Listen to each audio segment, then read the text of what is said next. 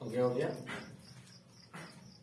देखो एक पासा से अब बता रहे कि एक पासा से संबंधित प्रश्न, एक पासा से संबंधित प्रश्न आएगा। सबसे पहले समझ लेंगे कि एक पासे से संबंधित प्रश्न से पहले हमें थ्योरी के कुछ इसके बारे में समझ लेते हैं कि पासे से एक प्रश्न कैसे पूछता है, पासे से होता क्या है, पासा कैसे क्वेश्चन पूछेगा, कैसे बनेंगे, पासा है क्या, इसके बारे में पहले समझ लेंगे।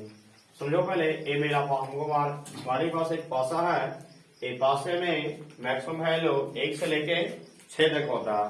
देखो एक पासा में एक ये हो गया वैल्यू, 2 हो गया, ये 2 हो गया, ये मेरा क्या हो गया 3 हो गया, और ये वैल्यू मेरा क्या हो गया 4 हो गया, और ये मेरा हो गया वैल्यू 5 हो गया, और ये वैल्यू मेरा क्या हो गया 6 हो गया। टोटल पासे में कितना होते हैं, टोटल अंक कितना होगा 6 होता। पासे में टोटल कितना होते हैं 6 होता। तो सबसे पहले हम लिखेंगे कि एक पासा को एक बार फेंकने, एक पासा को फेंकने या उछालने पर, फेंकने या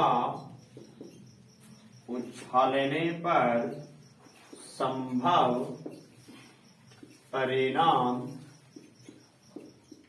ये है। तो एक पासा को फेंकने या उछालने पर संभव परिणाम ये है। देखो पहले एक पासा को फेंकने या उछालने पर संभव परिणाम ये है, बोलेगा क्या है। तो देखो पहले क्या है, एक आएगा, कभी मेरा 2 आएगा, कभी मेरा 3 आएगा, कभी फेंकेंगे तो मेरा क्या आएगा 4 आएगा, कभी फेंके मेरा क्या आएगा 5 आएगा, कभी मेरा क्या आएगा 6 आएगा।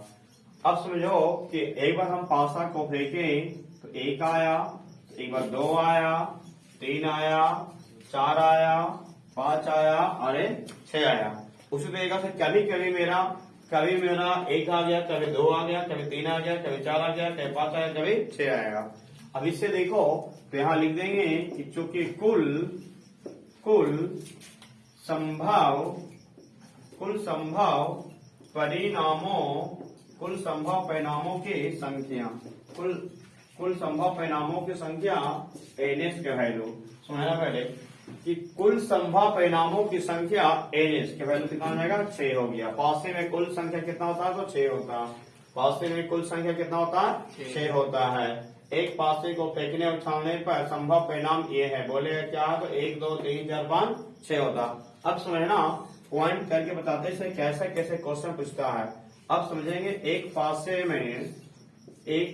में सम संख्या कितना आता है, एक पासा में सम संख्या कितना आता है। समझो एक पासा में सम संख्या ये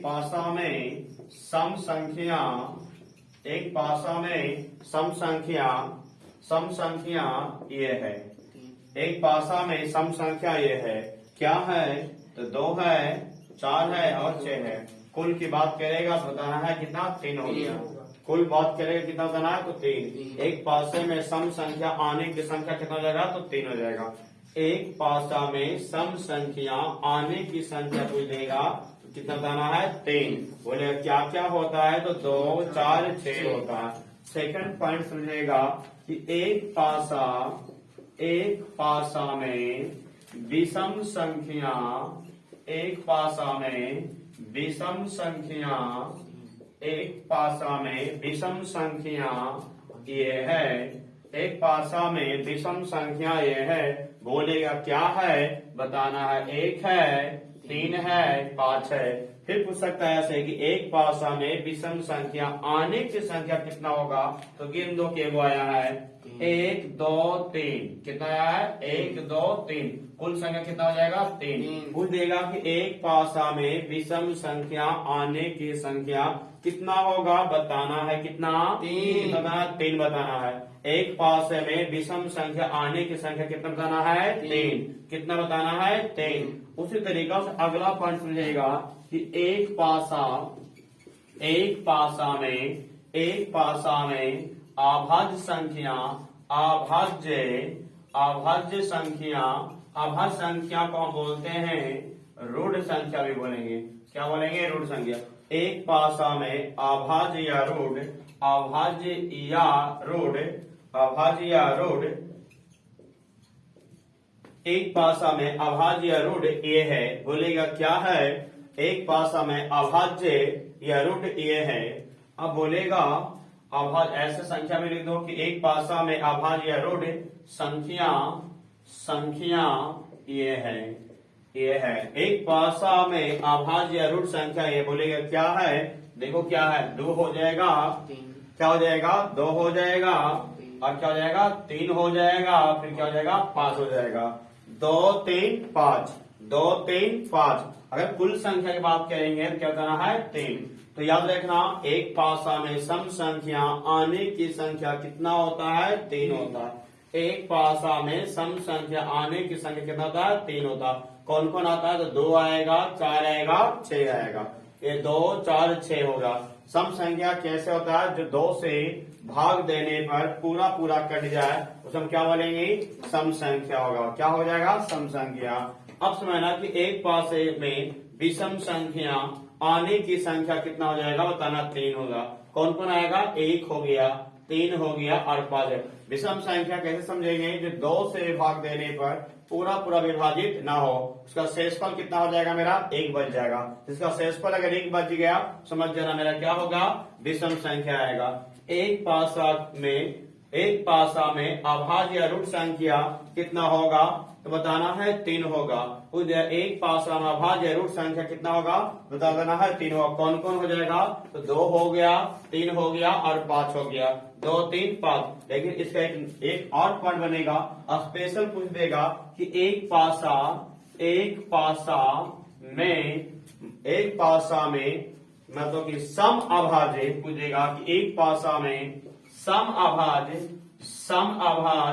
एक पासा में सम अभाज्य आने की संख्या पूछ देगा कि आने की संख्या पूछ दिया, आने की संख्या अगर पूछ दिया, एक पासा में सम अभाज्य आने की संख्या कितना होगा, तो बता देना स्पेशल फॉर 1 कितना हो जाएगा, 1 सम अभाज्य संख्या। तो ये 2 सम संख्या भी है और अभाज्य संख्या है, और एक ही स्पेशल फॉर क्या है, सम अभाज्य संख्या। तो एक पासा में सम अभाज्य संख्या आने की संख्या कितना होगा, बता देना कितना, 1 होगा। कितना होगा, 1 होगा। तो इससे समझो कि स्पेशल फॉर समझो कि कितना क्वेश्चन पूछता, बनता कैसे प्रश्न, एग्जाम में पूछा कैसे जाता, हमेशा इस तरह से पूछेगा कि एक पासा को फेंकने या उछालने पर सम संख्या आने की प्रक्रिया क्या हो जाएगा, सम संख्या आने की प्रक्रिया क्या होगा, विषम संख्या आने की प्रक्रिया क्या होगा, अभाज्य संख्या आने की प्रक्रिया क्या होगा, सम अभाज्य संख्या आने की प्रक्रिया क्या होगा। इस तरीका से ये तीनों क्वेश्चन इंपॉर्टेंट रहेगा। ये मेरा अभी प्रक्रिया के ए मेरा पासा से एक पासा से संबंधित है। इसकी जानकारी फिर हम 2 पासा से भी लेके आएंगे। पहले मैं एक पासा के बारे में बता रहे हैं, आराम से समझो, नोट करो, नोट करते चले जाएगा तभी समझ में आएगा, बिना देखने से कोई गुंजाइश नहीं है। चलो नोट कर लो, हो गया नोट, मिटा रहे। Yes, sir.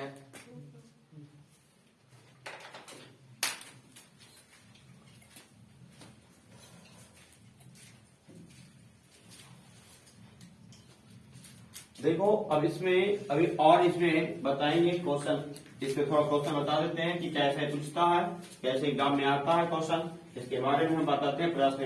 इतना थ्योरी बताने के बाद क्वेश्चन जब किताब से बनाना चालू करेगा, 6वीं क्लास का, एक भी कोई भी किताब से बनाओ, एक भी क्वेश्चन नहीं रुकेगा, एक भी क्वेश्चन नहीं रुकेगा। अब समझो कि मेरा क्वेश्चन है, क्वेश्चन एक बताते हैं कि एग्जाम में कैसे आता है। एक पासा को एक बार फेंकने या उछालने पर, एक पासा को एक बार फेंकने या उछालने पर, एक पासा को फेंकने या उछालने पर, एक पासा को फेंकने या उछालने पर सम संख्या आने की प्रक्रिया, सम संख्या आने की प्रक्रिया क्या होगा। एक पासा को फेंकने या उछालने पर सम संख्या आने की प्रक्रिया क्या होगा। अब समझेगा आराम से, एक पासा को फेंकने या उछालने पर सम संख्या आने की प्रक्रिया क्या होगा। देखो सबसे पहले सोल्व करो, हम लिखेंगे कि एक एक पासा को एक बार फेंकने, एक पासा को फेंकने या उछालने पर संभव परिणाम ये है। एक पासा को फेंकने और उछालने पर संभव परिणाम ये बोलेगा क्या है, बता देना। 1 है, 2 है, 3 है, 4 है, 5 है और ये 6 है। पूछ दिया कि कुल संभव परिणाम की संख्या बताओ। कुल संभव परिणामों की संख्या एनएस के वैल्यू कितना हो गया 6। हमसे पूछ रहा था क्या, एक पासा को फेंकने पर या उछालने पर सम संख्या नहीं सकते। अभी हम जस्ट बताए थ्योरी में कि सम संख्या आने की संख्या कितना होगा, तो हम लिखेंगे एक पासा में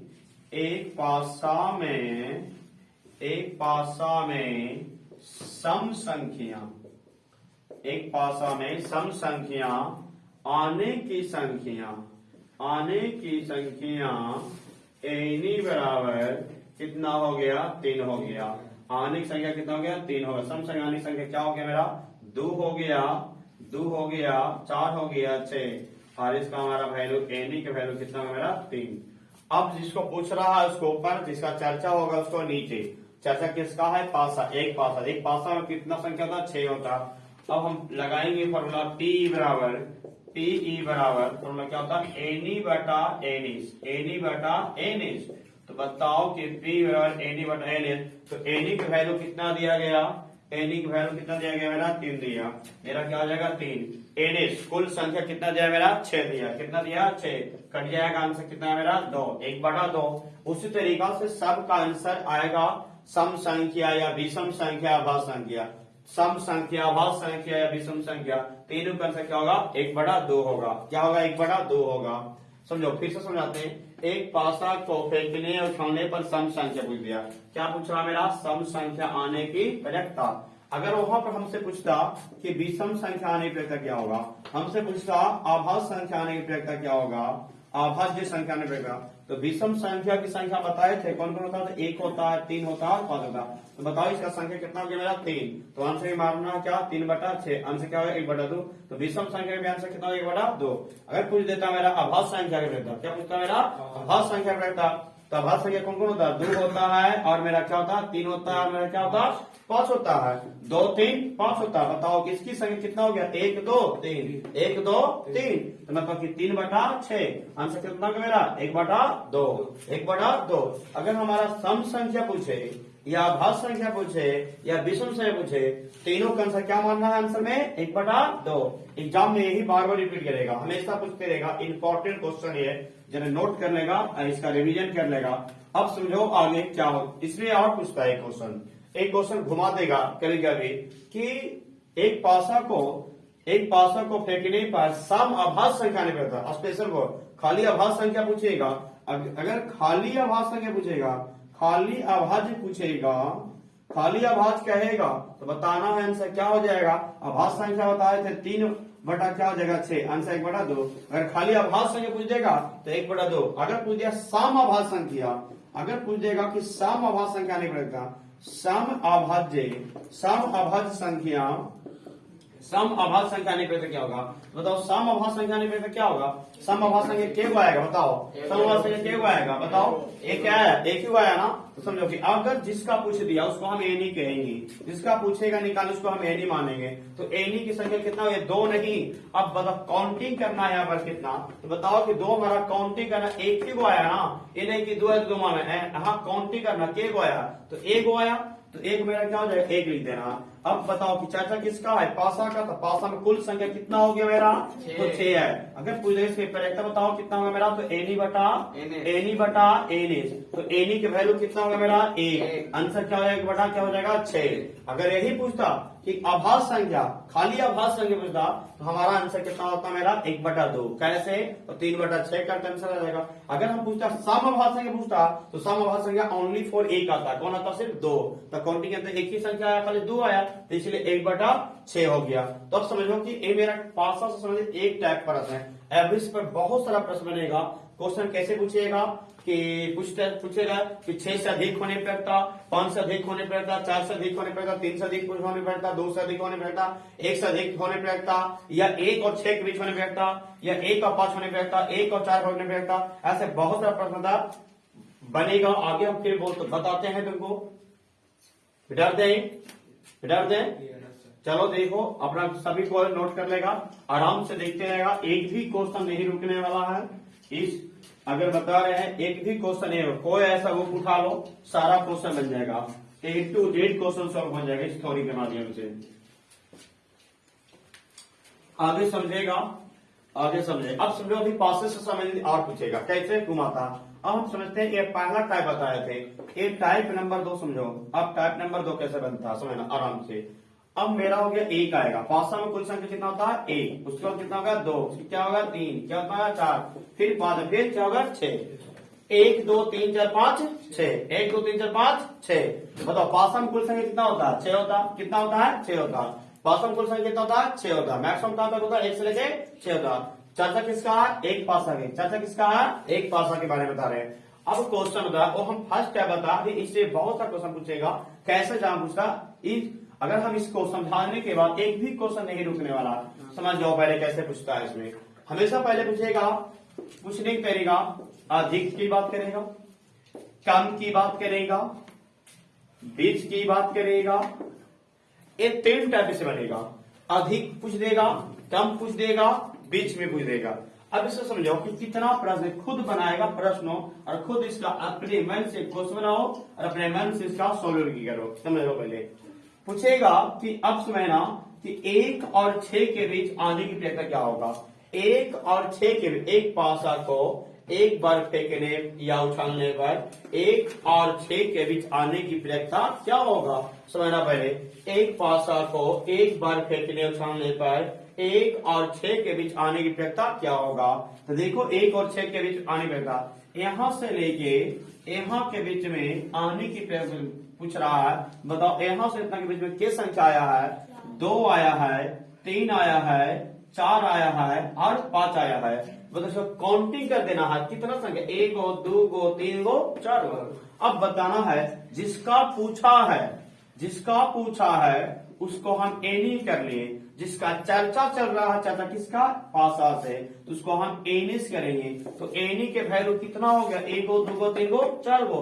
1 और 6 के बीच की संख्या को गिनना के गया, 1 गो 2 गो 3 गो 4 गो, 1 गो 2 गो 3 गो 4 गो।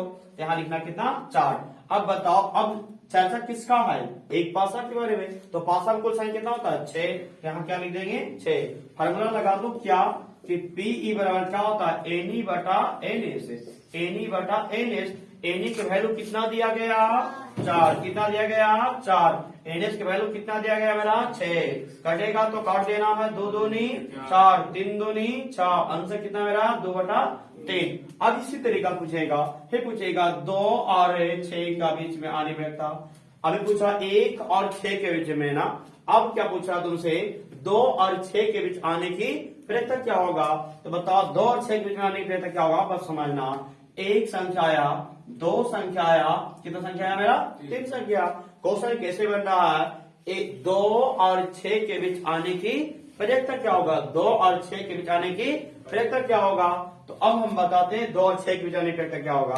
तो बताना है जिसकी चर्चा हुआ, किसकी चर्चा हो रहा है 2 और 6 के बीच की, 2 और 6 के बीच। तो बताओ 2 और 6 के बीच की संख्या को गिन देना है। के को आया है 1 गो 2 गो 3 गो, तो हम एनी के वैल्यू कितना मान लेंगे 3 और एनएस के वैल्यू कितना मेरा 6। हम फॉर्मूला लगाएंगे कौन सी पी बराबर, तो एनी बटा क्या हो जाएगा, एनी बटा क्या हो जाएगा एनएस। तो बताओ कि पीई बराबर, बताओ कि पीई बराबर फॉर्मूला लगा दो, एनी के वैल्यू कितना दिया गया 3, एनएस वैल्यू कितना दिया मेरा 6, काटेगा 3 दूनी 6, 1/2 आंसर। अब समझना, अब समझेगा कितना होगा, आगे समझना। अब समझेगा कि फिर पूछेगा कि 3 और 6 के बीच में आने की प्रक्रिया, 3 और 6 के बीच में आने की प्रक्रिया। तो 3 और 6 के बीच में बताना है क्या संख्या है। देखो आराम से, देखो क्या है 1 गो है 2 गो, 1 और 1 2 गो। अब समझो कि जिसकी चर्चा उसको मान लो एनी, तो एनी की वैल्यू कितना हो गया 2। अब बताओ कुल संख्या कितना हो रहा है मेरा, कुल संख्या कितना हो रहा, कुल संख्या कितना हो रहा मेरा 6 हो गया। अब बताओ पी की वैल्यू क्या होगा मेरा, एनी बटा क्या हो जाएगा, एनी बटा क्या हो जाएगा एनिस, एनी बटा क्या हो जाएगा एनिस। एनी की वैल्यू कितना दिया 2, एनिस की वैल्यू कितना दिया 6। बताओ 2 3 या 6, 1 बटा क्या होगा मेरा 3।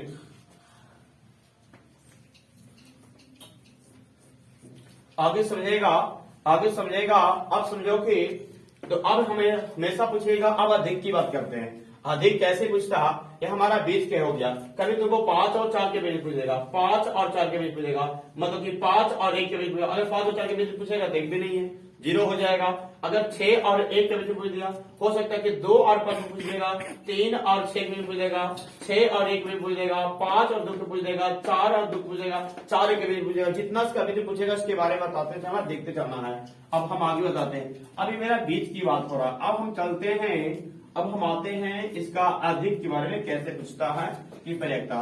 परिसम संख्या कितना होता है, मैक्सिमम होता है 6। 1 हो गया, 2 हो गया, 3 हो गया, 4 हो गया, 5 हो गया, मेरा कितना हो गया 6 हो गया।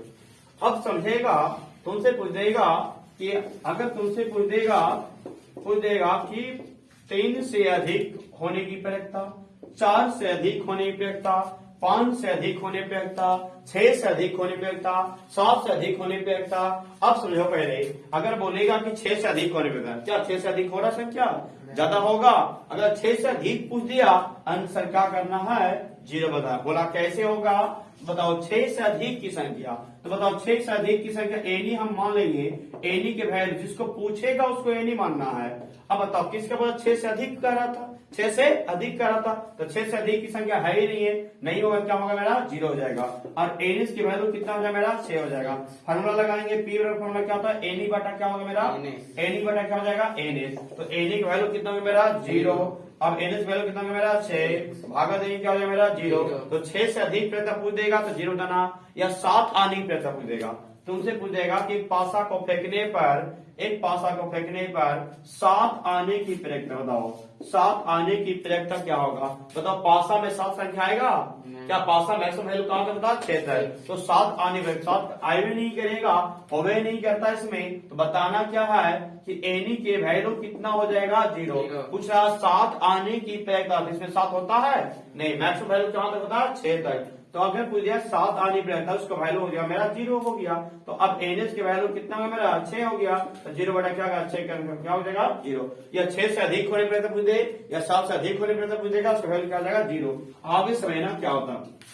अब हमसे पूछ देगा कि अगर पूछ देगा कि 1 से अधिक होने की प्रयत्ता, 1 से अधिक होने पर था, 2 से अधिक होने पर था, 3 से अधिक होने पर था, 4 से अधिक होने पर था, 5 से अधिक होने पर था। तो बताओ 1 से अधिक होने की प्रयत्ता कहां तक जाता है 6 तक। 1 से अधिक कौन है, 2 भी है, 3 भी है, 4 भी है, 5 भी है और 6 भी है। तो 1 से अधिक होने की प्रयत्ता, 1 से अधिक कितना संख्या 1 2 3 4 1 5। तो बताओ जिसका पूछा उसको हम ए नहीं मान लिए। बताओ कि 1 से अधिक होने पर था, तो 1 से अधिक संख्या के को हो रहा है, 1 को 2 को 3 को 4 को 5 को। तो एनी की वैल्यू कितना हो गया 5 और एनएस की वैल्यू कितना मेरा 6। तो जिसका चर्चा हो रहा क्या पासा से हो रहा, तो बताओ कि कुल संख्या पासा में कितना होता है 6 होता। तो फॉर्मूला लगाएंगे पीई बराबर क्या होता है एनी बटा एनएस, एनी बटा एनएस। बताओ एनी के वैल्यू कितना दिया 5, एनएस के वैल्यू कितना दिया 6, आंसर कितना हो गया 5 बटा 6। आगे समझिएगा।